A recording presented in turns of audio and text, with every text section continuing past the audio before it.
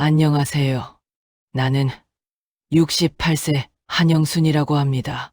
저는 한평생 국밥만을 끓여왔습니다. 몸은 낡고 낡아.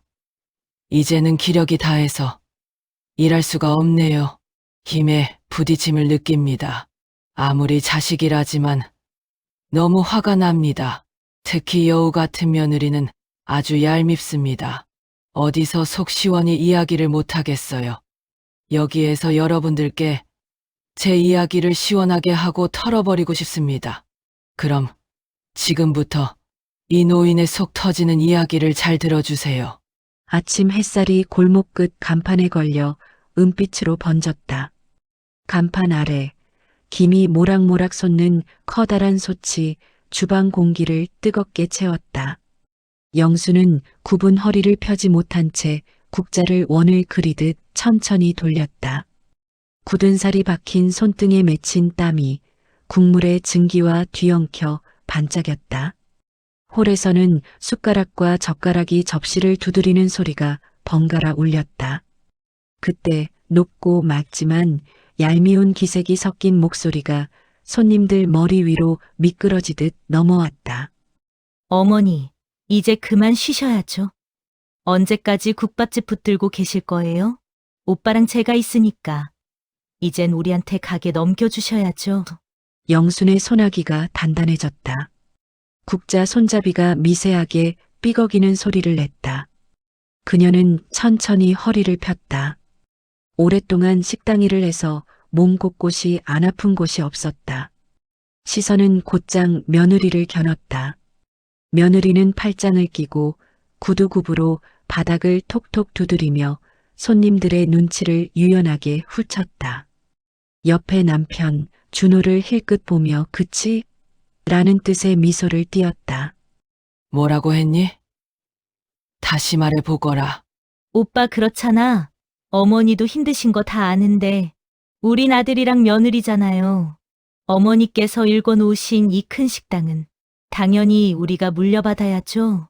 당연이라는 두 글자가 공기 속에 모처럼 박혔다. 영순의 검지마디가 하얗게 질렸다.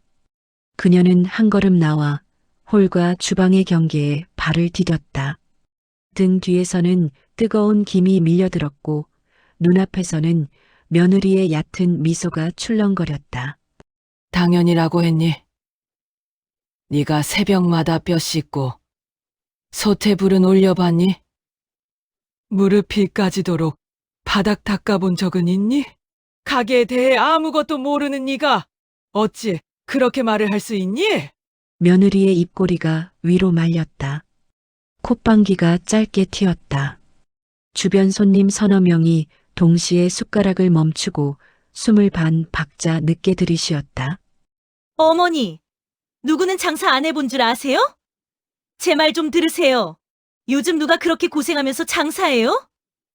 오빠, 내가 있잖아. 국밥집을 브랜드로 키우고 홍보도 할 거야. 인스타, 블로그, 유튜브 같은 SNS에도 많이 홍보할 거야. 그리고 프랜차이즈를 해서 체인점을 많이 여는 거지. 그럼 이렇게 힘들여서 장사 안 해도 돈을 쉽게 벌 수 있다고. 어머니처럼 무식하게 일만 하는 구닥다리 방식으로는 오래 못 가. 영순의 가슴 언저리에서 오래 묵은 숨이 끓어올랐다. 그녀는 큰 곰솥에 국자를 넣고 천천히 휘휘 저었다. 구닥다리? 내가 말하는 그 구닥다리가 네 배 채우고 네 아이 입에 밥 넣은 거다. 네가 국자로 퍼낸 건 밥이 아니라 내 삶이었다. 터진 입이라고 함부로 내뱉는 게 아니다. 네가 설령 그렇게 생각을 한다고 하더라도 인내를 가지고 열심히 해서 얻으려고 생각을 해야지. 당연하다는 듯이 말하면 안 되는 거야. 홀은 순간 잔설 밟는 소리처럼 조용해졌다. 며느리의 눈매에 짧은 당황이 스쳤다가 곧장 억지 웃음으로 덮였다. 저쪽 모서리 테이블에서 중년 남자가 물컵을 잔에 옮기다 멈추었고 창가 쪽에서는 연세 지긋한 단골이 고개만 살짝 끄덕였다. 그 끄덕임에는 응어리와 동이가 함께 달라붙어 있었다. 시간은 거꾸로 새벽 4시를 향해 흘러갔다. 아직 차가 덜 다닌 골목, 장터 비닐 천막 위로 흰 김이 번졌다. 영수는 장바구니 대신 튼튼한 천자루를 들고 뼈 상자 앞에 섰다. 살집 좋은 뼈를 고를 때 그녀의 눈은 주머니 사정보다 국물의 맑음을 더 먼저 생각했다. 그 시절 그녀는 혼자였고 아이는 배가 고팠다. 세상은 넓었지만 그녀의 세계는 이속과 이 국자뿐이었다. 그리고 어느 비 오는 저녁 젖은 머리칼이 볼에 들러붙은 한 여자가 가게 문을 두드렸다. 눈은 온 길을 설명하고도 남을 만큼 젖어 있었다. 임순이. 사장님, 일할 때가 필요해요. 여기저기 구해봤지만 어디서도 받아주질 않네요. 죽을까도 생각했지만 아이 때문에 죽지도 못했어요. 제가 할 수 있는 일이라곤 식당 일밖에 없어서 사장님이 저를 거두어 주신다면 여기서 제 인생을 다시 시작해보고 싶어요. 영수는 말없이 수건을 건네고 뒷주머니에서 얇은 앞치마를 꺼내 건넸다. 그날 이후 두 사람의 시계는 같은 새벽에 울렸고 같은 불 앞에서 서 있었다. 그동안 임순이의 손엔 칼집이, 허리엔 묵은 통증이 자리 잡았지만 눈빛은 도리어 밝아졌다. 여기선 사람이 사람처럼 살 수 있다는 희망을 갖고 열심히 일했다. 점심시간 국밥 매장은 손님들로 왁자지껄 붐빈다. 문이 열릴 때마다 바람이 국물 냄새를 들고 나갔다 들어왔다. 테이블이 빠르게 돌고 주문이 쏟아졌다. 그때 앞치마 끈을 느슨히 묶은 아들과 며느리가 서로 눈짓을 주고받으며 손님들 사이를 미끄러지듯 오갔다. 사장님, 국밥에 대파 넣게 좀 더 주세요. 대파는 추가로 제공해드리지 않습니다. 그대로 드세요. 서비스에 대파 더 준다거나 그런 거 없어요. 처음부터 많이 드렸는데 이렇게 더 달라고 하시면 저희도 곤란하죠. 규칙대로 드셔야죠. 짜증나. 그냥 좀 먹지. 뭐 이리 달라는 게 많아? 오빠, 요즘 손님들 요구가 너무 많아. 이렇게 안 된다고 선을 확실히 그어놔야 앞으로가 편해. 알겠지? 손님은 잠시 숟가락을 내려놓고 눈길을 접시에 고정했다. 아이고, 저러다 손님 다 떨어지겠네. 공기가 굳는 찰나 다른 방향에서 부드럽게 다가오는 발걸음이 있었다. 임순이는 빛이 반사된 금속 볼을 한 손에 송송 썬 팔을 다른 손에 들고 미소를 얹었다. 기다리게 해서 죄송해요. 파는 넉넉히 드려도 국물 맛이 흐트러지지 않게 조절해 드릴게요. 김치도 오늘 아침에 갓 버무린 거라 더 달큰합니다. 손님의 어깨가 한 뼘 내려갔다. 젓가락이 다시 그릇 가장자리를 타고 들어갔고 표정이 풀렸다. 반대편 테이블의 젊은 커플도 그 장면을 힐끔 보고 서로 미소를 나눴다. 같은 공간, 같은 시간, 두 종류의 말투가 서로 다른 결과를 빚었다. 물에는 국물 위에 기름막처럼 떠올랐고 친절은 그 막을 가만히 걷어냈다. 저 나쁜 년. 카운터 앞에서 며느리가 임순이를 싸늘하게 노려보고 있다. 그래, 이 집을 지킨 건 맛이 있어서라기보다는 저렇게 손님을 위한 친절함이지. 한영수는 주방에서 흐뭇하게 임순이가 손님에게 대하는 것을 보고 웃고 있었다. 며느리는 손님이 들을 만큼 큰 목소리로 주방 쪽을 곁눈질하며 한 번 더 못질을 했다. 여러분, 앞으로는 저희 부부가 이 가게 책임질 거예요. 우리 오빠가 곧 사장입니다. 호호호. 주방의 불꽃이 바람을 한 번 맞은 듯 흔들렸다. 영수는 국자를 잠시 내려두고 선반에 기대어 숨을 고르려 했다. 그때 저녁 영업을 마치고 의자를 올려두던 시간, 뒷방에서 들려온 낮고 서두르는 목소리. 벽 한 장을 사이에 둔 대화는 생각보다 선명했다. 자기야, 조금만 참아. 곧 어머니가 넘겨주실 거야. 오빠, 언제까지 기다리라는 거야? 빨리 물어봐. 아니면 요양병원이라도 모시자. 어머니, 이제 오래 못 하실걸? 요양병원이라는 단어가 방 안의 공기를 서늘하게 식혔다. 영순의 손끝에서 마른 소리가 났다. 손톱이 손바닥을 파고들었다. 그 밤 그녀는 주방불을 천천히 내리며 빈홀의 의자 하나를 똑바로 내려놓고 앉았다. 캄캄한 유리창에 비친 자신의 모습은 낯설 만큼 작았다. 내 땀이 너희에겐 침으로 보였구나. 내가 국자로 퍼올린 건 너희를 살리려는 내 젖줄이었다. 그런데 그 젖줄을 자르려 드는 손이 너희들 손이었구나. 다음 날 점심 바쁜 시간의 정점에서 며느리는 다시 한번 목소리를 드높였다. 오늘은 확실히 못을 받겠다는 눈치였다. 몇몇 손님은 또 시작이구나 하는 표정으로 서로 눈치만 살폈다. 앞으로는 저희가 주인입니다. 더 현대적으로, 더 크게 키울 거예요. 네, 이제 제가 사장입니다. 많은 사랑 부탁드립니다. 그때 창가 테이블에서 중년의 단골이 조용히 일어났다. 가게 벽에 걸린 오래된 사진들을 한번 쓱 훑고 한 사람을 제대로 똑바로 바라봤다. 그의 목소리는 크지 않았지만 말의 의미는 무거웠다. 사장님은 내 아들 장례식 때 돈 한 푼 안 받고 국밥 해주셨어. 아들을 잃은 아비의 심정을 위로해 주시려고 밤새 정성 들여 끓여서 오셨지.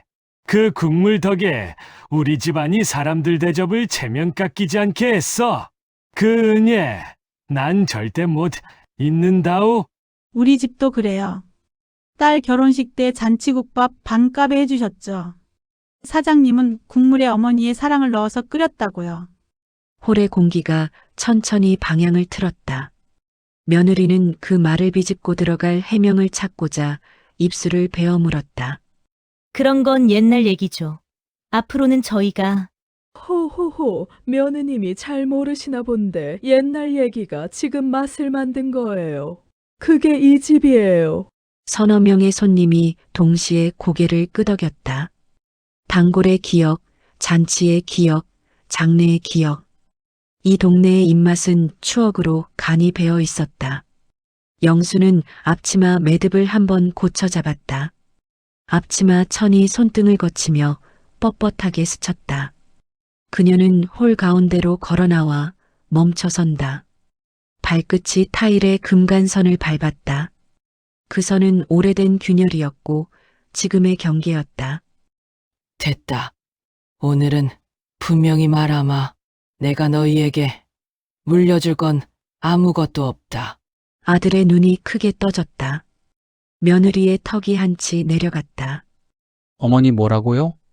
너희는 나를 요양병원에 보낼 국리나 했지.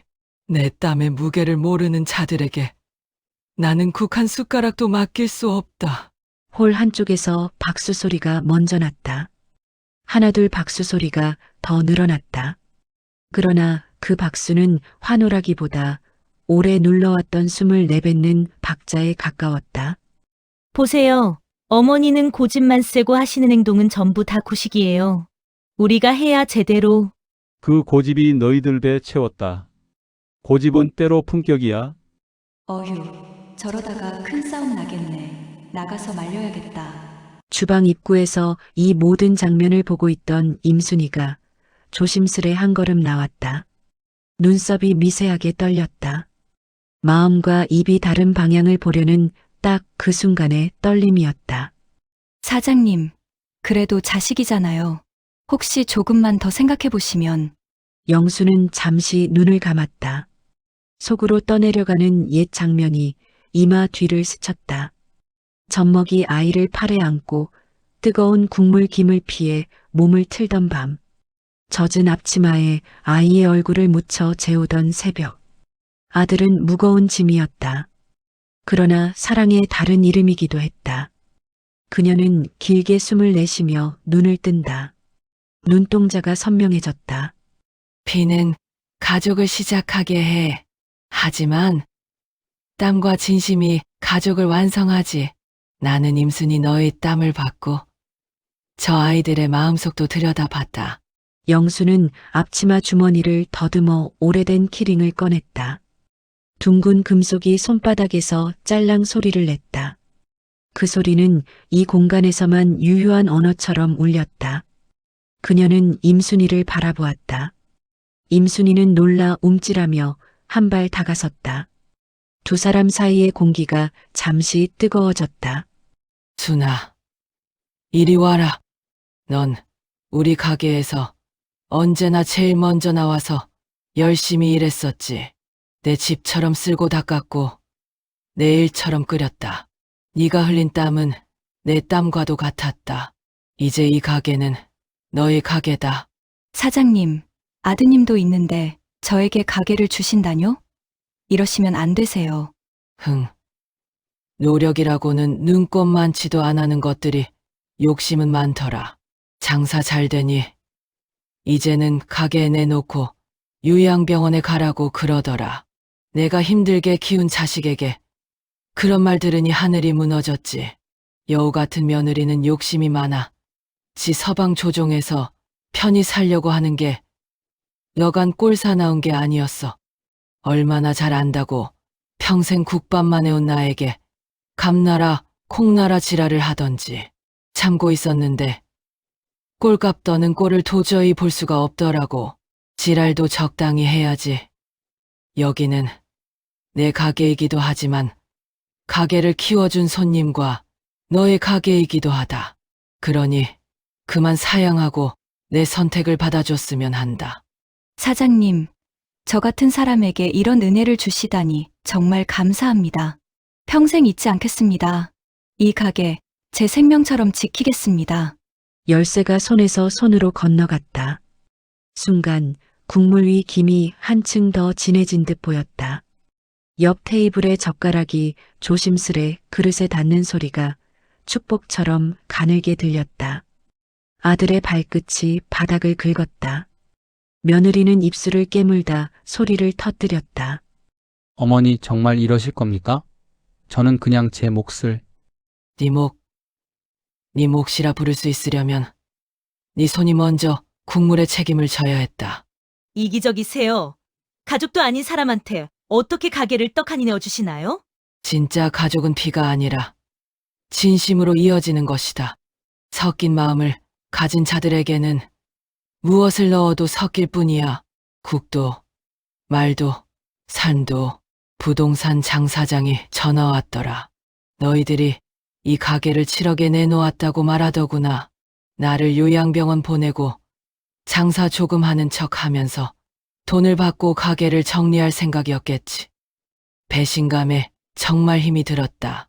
하지만 제일 힘이 들었던 건 누구한테도 이 말을 못했다는 거야. 그래도 핏줄이라고 희망을 갖고 기회를 줬었는데 너희들은 전혀 그러지 않았지. 지난번 힘들다고 줬었던 시골 땅은 벌써 팔았더구나.